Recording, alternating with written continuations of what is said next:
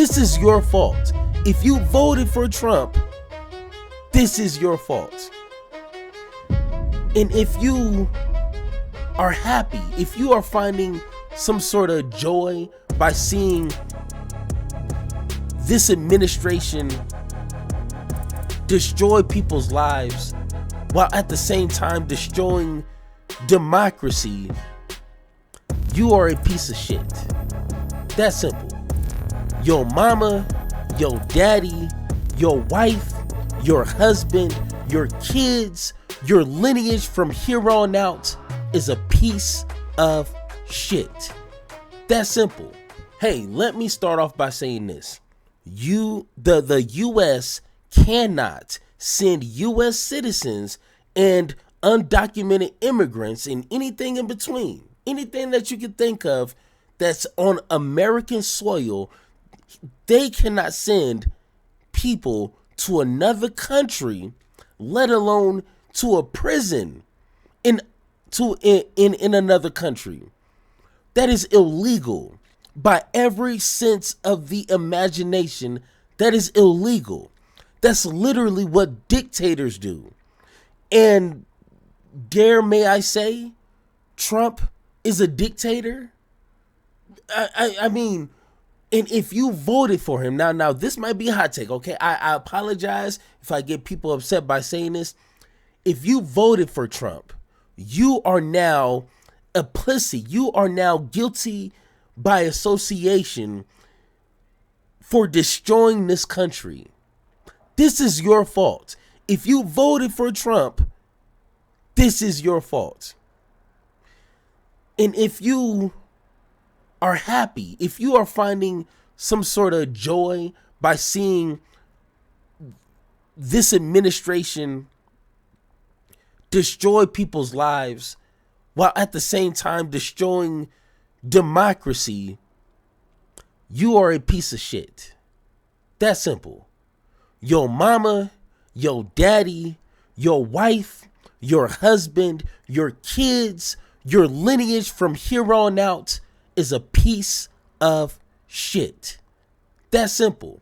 You are a waste of time. You are a waste of air. And I say this from the bottom of my heart.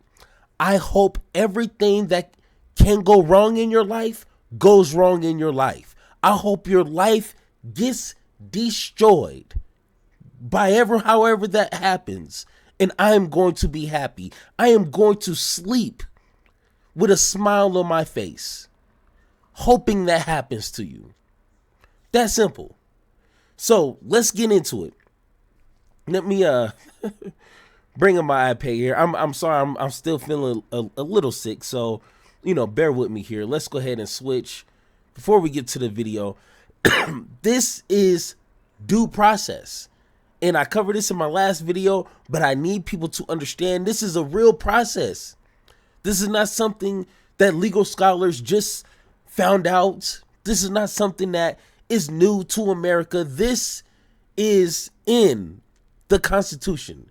The thing that a lot of Republicans claim to uphold, claim to understand and love and cherish and understand.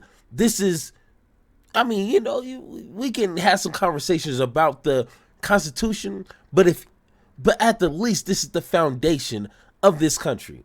Let's go ahead and get this a read. Due process in the United States refers to the legal requirements that the government must respect all legal rights owned to a person under the law. It is a fundamental principle that ensures fairness in legal proceedings and protects individuals from arbitrary denial of life, liberty, and property. And that includes the right to a fair trial, which these individuals that we're going to get into have not had. And they're already up to 238 individuals that they sent from the U.S. to El Salvador with zero due process. Zero. Big fat zero. I don't know. Notice of legal action. They just been picked up off the street by plainclothes ICE officers. I'm assuming they're wearing masks. So like, why? Okay. The opportunity to be heard. Exactly. An impartial judge or decision maker, which they had zero. Due process is guaranteed by the Fifth Amendment applying to the federal government and the 14th Amendment applying to state governments. So you tell me what the hell is going on. So, of course, Trump has been caught. As you can see, let me get this out the way here. As you can see, Trump exposed in hot mic moment planning further abuse of power. At some point, if this continues, this is going to cause major problems within the U.S. Because at some point after listening to this is going to become a personal problem. And I don't know about you, but when you got to fight for your country, when you got to fight for your life, your liberty, and your pursuit of happiness, sometimes you got to do it. Sometimes you got to get down with the get down. And I don't know about you, but hey, don't test me. Don't do that. Let's take a listen. Okay, the tape is a little hard to hear, but if you listen closely, you can just make out what the president is saying as he enters the Oval Office today with the president of El Salvador. Criminals next. Yeah. I said homegrowns are next. The homegrowns built. You got to build about 5 more places. Yeah, that's big. All right. Laughter all around. That was Donald Trump today talking to the president of El Salvador, a man who calls himself. They were literally laughing at the idea of building more of these prisons in another country that is already treating human beings unhumanely, building 5 more prisons for U.S. citizens. I mean, I heard that right. And he said this plenty of times, so I don't want to hear nobody try to make excuses. That's not what he really meant. He didn't really say that. He was really trying to hint at something else. U.S. citizens. There's no other go around with that. And I mean, we can get into how I'm pretty sure El Salvador and whatever that president's name is, it really doesn't matter, is getting some sort of kickback on this. So already profiting off of abusing U.S. citizens. Congratulations. The world's coolest dictator. And you could hear there what sounded like Trump promising that he's about to send to a prison in El Salvador the, quote, homegrowns, meaning U.S. citizens. He says homegrowns are next. You're going to need to build about 5 new places. The Trump administration has flown hundreds of non-U.S. citizens to this foreign prison in El Salvador already, including 10 more that they flew there this weekend. Even though the U.S. government has sent these people to this prison, the Trump administration says they have no protection under U.S. law there, that this facility doesn't answer to U.S. courts. The people sent there are just gone. They're sent into that prison maybe forever with no way to be heard, no way to contest whatever the designation was that got the U.S. government to send them there. Certainly no way to get out, ever. Are homegrowns really next? Would the American president send American citizens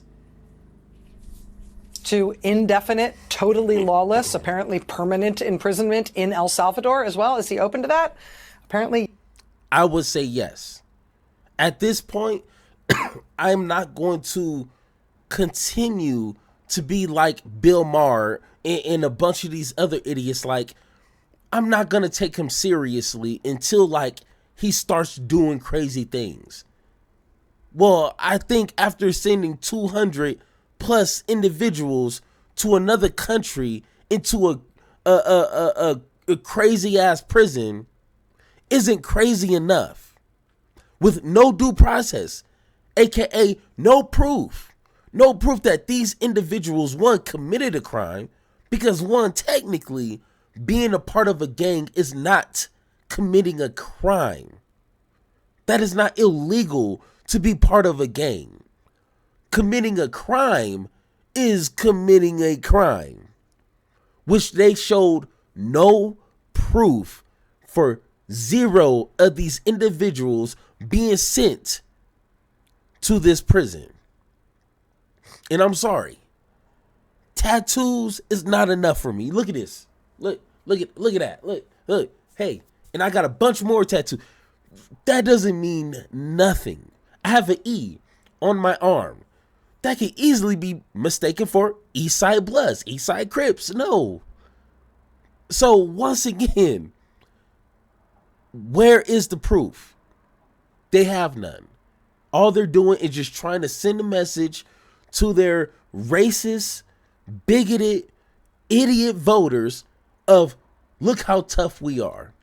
Trying to show these other dictators around the world on how much of a dictator Trump can be, or he wants to be.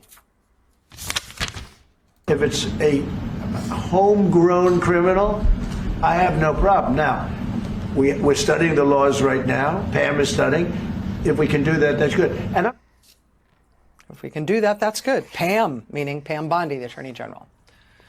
So he wants to send American citizens to foreign prisons where U.S. legal protections don't apply at all, where people can be held for the rest of their lives without ever having a day in court or any sort of process. He says Attorney General Pam Bondi is, quote, studying the laws right now to see if he really could do it because he'd love to do it. AKA just trying to find some sort of loophole, some sort of, twisting of the words to continue to do this and send American citizens. They ain't trying to study nothing. Trust me. That's a weird word for Trump to spew out of his face. We're studying. You're studying nothing, sir. I'm sorry, but let's continue. It was only last week on Thursday when the Supreme Court ruled unanimously 9-0 in favor of a man named Kilmar Abrego Garcia. He's a legal resident. He's a Maryland father. The Trump administration admits they sent him to that prison in El Salvador by mistake. The Supreme Court effectively ordered the Trump administration to facilitate this man's return to the U.S. from that El Salvadoran prison without explicitly defining what that would look like. Mm-hmm. The Trump administration has insisted that they can't return him, and they don't intend to. They said that the man's fate is up to the president of El Salvador for some reason. Today in the Oval Office, it was a reporter who finally asked El Salvador's president if he would please return this man to the United States. The El Salvadoran president called the question, quote, preposterous. Of course he wouldn't. So we have here a constitutional nightmare, a legal nightmare, obviously a moral nightmare.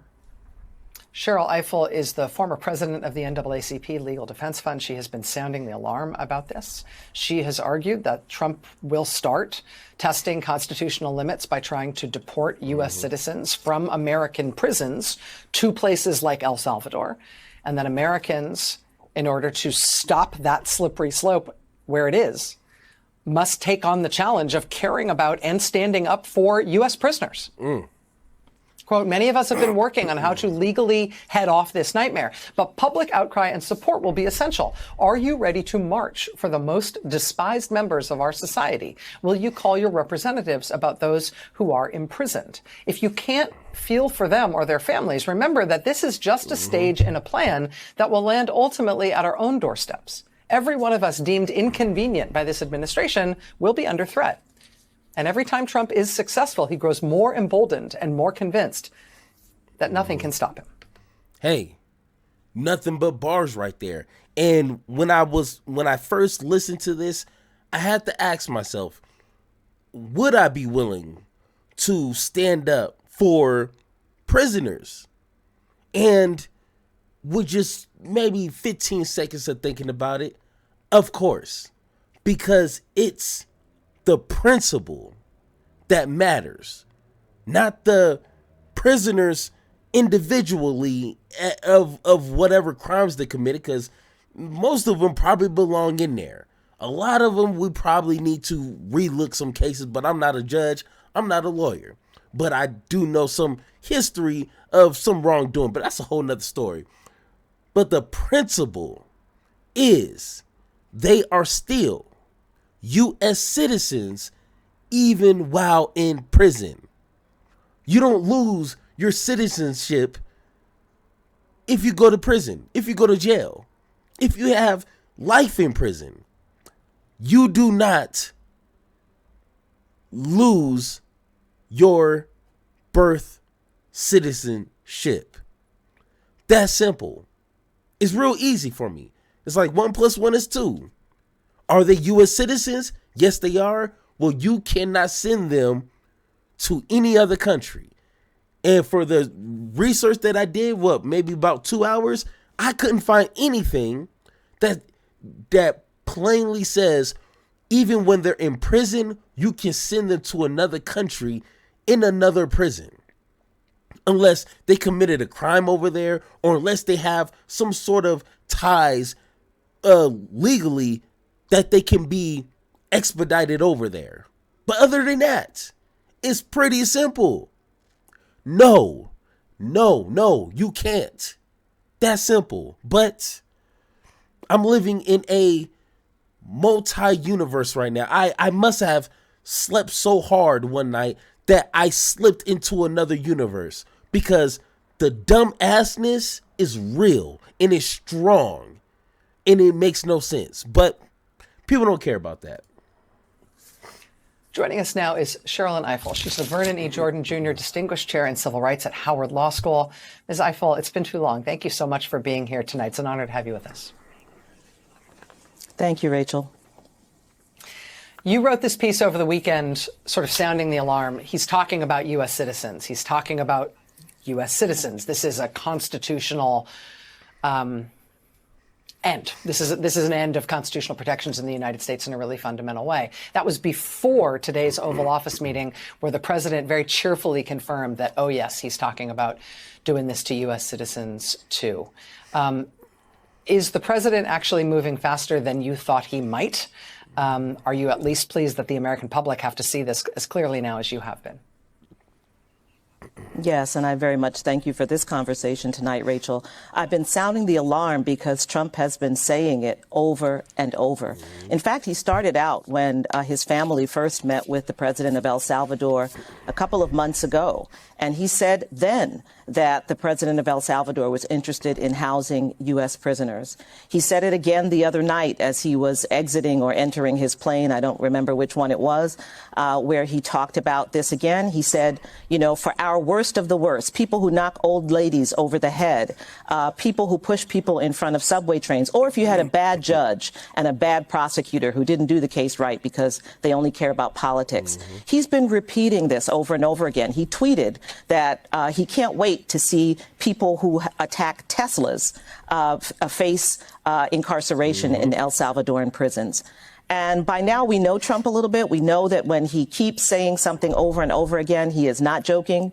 We know that he is incapable of holding his cards close to his chest when they are having discussions about these things. And we've seen two new reports. One was in Politico this weekend about plans. One is Stephen Miller's plan to do a mass denaturalization of naturalized U.S. citizens who are incarcerated. We saw, can you believe it, the name Eric Prince again, who apparently is involved in an effort to use private prisons in El Salvador and in other countries with the U.S. And if you follow the breadcrumbs of all these private prisons, all of a sudden El Salvador wants to open up all these prisons and house U.S. citizens. It's all about the money. Oh my gosh. Everything, 99.999% of all these racist, hateful POS's people, all they care about is the money. Oh, I guarantee you, if you did a deep dive into it, I'm pretty sure I'm not a betting person, but I will bet my last dollar it's because of the money. Oh my God. Hey, El Salvador getting some kickback for real. Trump is paying. U.S. perhaps entering into a treaty of cession, something I really think about when I think about maybe getting Alaska from Russia, a treaty of cession so that the U.S. would control the territory in that country, and therefore there could be no claim that U.S. citizens were being moved off of U.S. soil. It's crazy and diabolical, but it's real. When Attorney General Pam Bondi does this studying, as the president said today, when she looks into the legality of this, which the president continually says he doesn't understand, doesn't really care about, wants to find out whether or not it's legal, it's being looked into. What is she going to find when she looks into U.S. case law and constitutional protections to find whether or not this is something that they could legally do? Well, it's a strange thing. If she didn't find the Fifth Amendment that says every person in the United States, person, not citizen, is entitled to due process of law, cannot be deprived of life, liberty, or property without due process, which should have stopped the deportation of Mr. Abregu Garcia and others who received no due process, I'm not sure what she's likely to find with this look. I think there are two things to think about here. One is that, as almost everyone knows, there are nearly 2 million people incarcerated in the United States. Most of them are in state prisons, not in federal prison. The person who assaulted the old lady is most likely not in federal prison. There are about 200,000 people in our federal prisons. So I'm not sure the population that Trump is looking at, if it is the state prison population, that creates complications for him. And in any case, we have a constitution that prevents cruel and unusual punishment, sending folks here who are incarcerated to what has been identified as a torture prison, as a prison that the warden of CCOT in El Salvador said is the prison no one ever leaves. That is simply a violation of the constitutional rights of prisoners. Prisoners who are citizens of this country are United States citizens, and they have the rights of citizens. And so I don't have any faith that Pam Bondi will, in her research, will feel bound by that. But that is the state of the law. And that's why so many of us have been looking at this very closely and preparing. Because I think, as you alluded to earlier, Rachel, when the plane takes off, the plane takes off. That's what happened to Mr. Abregu Garcia. This administration has made clear they're not interested in lifting a finger to get people back, even people who were wrongfully they were all wrongfully shipped to El Salvador, but certainly this individual was, by concession, wrongfully sent to El Salvador. So and something I was thinking about on why they are really fighting on sending Garcia back to the States. And my first idea was they don't want to look like they done something wrong, because if you have to send them back, then you're really showing, because this is going to be worldwide, okay? Everybody and their mama going to be watching this.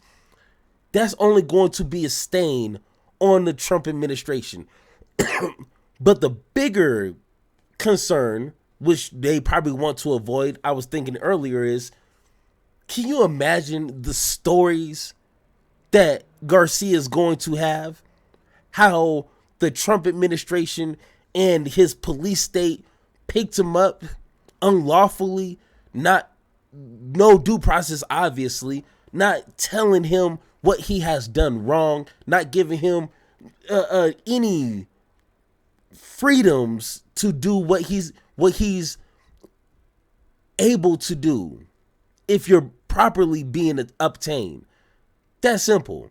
Oh my God, that would destroy Trump's credibility with almost sensible people, almost.